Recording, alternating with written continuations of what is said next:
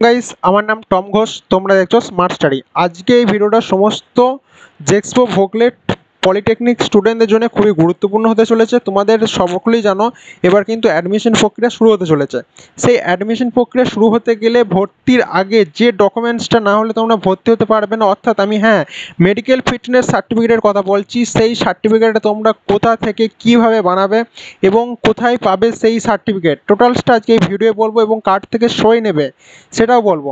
এই ভিডিও আজকে ডিটেলসে আলোচনা করব সার্টিফিকেটটা তোমরা কীভাবে পাবে। তো ভিডিও শুরুর আগে চ্যানেলে যদি নতুন হয়ে থাকো চ্যানেলটাকে সাবস্ক্রাইব করে পাশের যে বেল আইকন আছে ওটা দাবিয়ে অলে প্রেস করে দাও। এখানে জেক্সপো ভোকলেট আইটিআই প্রতিটা রিলেটেড আপডেট কিন্তু তোমরা এই স্মার্ট স্টাডি চ্যানেল থেকে পেয়ে যাবে এবং ডেসক্রিপশনে আমার গ্রুপের লিঙ্ক থাকবে, ওখান থেকে জয়েন হও। প্রত্যেকটা ছোটোখাটো আপডেট কিন্তু তোমরা পেতে পারো। তো অবশ্যই চ্যানেলটা এবং গ্রুপটাকে ফলো করো। বারবার বলছি, ফ্রি সাবস্ক্রিপশন, চ্যানেলটাকে অবশ্যই সাবস্ক্রাইব করো। তো চলো ভিডিওটা শুরু করা যাক। তোমরা সকলেই জানো আমাদের যে মেডিকেল ফিটনেস সার্টিফিকেট সেটা লাগে, ঠিক আছে। তো সেক্ষেত্রে তোমরা এটা দেখতেই পাচ্ছ, এই যে সার্টিফিকেট অফ মেডিকেল ফিটনেস, ঠিক আছে।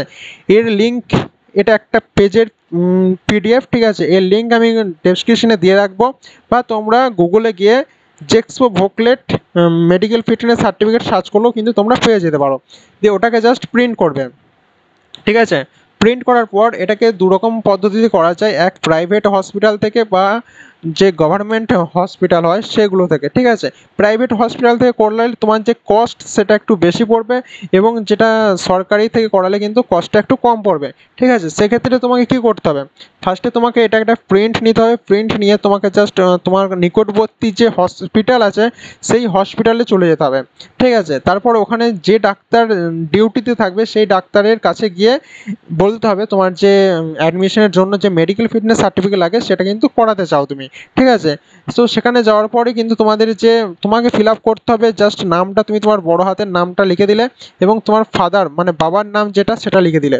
তারপরে বাকি পুরোটা ছেড়ে দিলে যেভাবে আছে, ঠিক আছে। দিয়ে যে ডাক্তারের কাছে আছো সেই ডাক্তারের কাছে গেলে সেই ডাক্তার এবার তোমার হাইট ওয়েট সব কিছু টেস্ট করে, তোমার কালার কি, কালার ভিশন কি, বা যে সমস্ত আছে হিয়ারিং সমস্ত, ঠিক আছে, এইগুলো সমস্ত রকম টেস্ট করে চেক করে এইগুলো ফিল আপ করবে, ঠিক আছে। এগুলো ফিল আপ করার পর আরেকটা ব্যাপার, এখানে যে আছে, ঠিক আছে, সন, তোমার যে নামটা এখানে দিয়ে দিলে বা সন ডটার যাই হলো সেটা দিয়ে দিলে, ঠিক আছে। এবার আর যে ব্যাপারটা আছে, ডাক্তারটা কিন্তু একদম মানে প্রফেশনাল হতে হবে, এমবিবিএস পাস থাকলে তো ভালো হয়।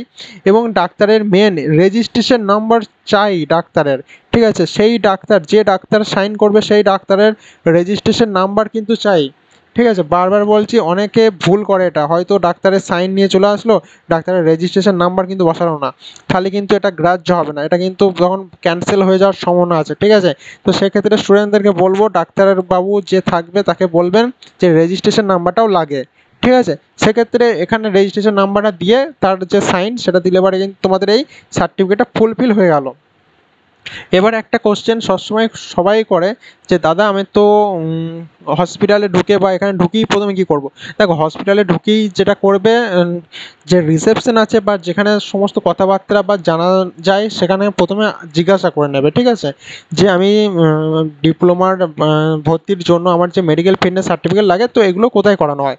তো তাদের কাছ থেকে জানার পর তোমরা জাস্ট এই জেরক্সটা নিয়ে বা প্রিন্টটা নিয়ে কিন্তু চলে যাবে ডাক্তারের কাছে। ডাক্তার সমস্ত রকম টেস্ট করে করে ফিল আপ করে দেবে নিজেই, ঠিক আছে। এবং তার যে সাইন, এইগুলো যে সাইন করে তার যে রেজিস্ট্রেশন নাম্বার এটা দিয়ে তোমাকে দিয়ে দিলেই তোমার কিন্তু মেডিকেল ফিটনেস সার্টিফিকেট কমপ্লিট হলো, ঠিক আছে। এবার আসছে তোমার যে বাকি দুটো সার্টিফিকেটও দরকার।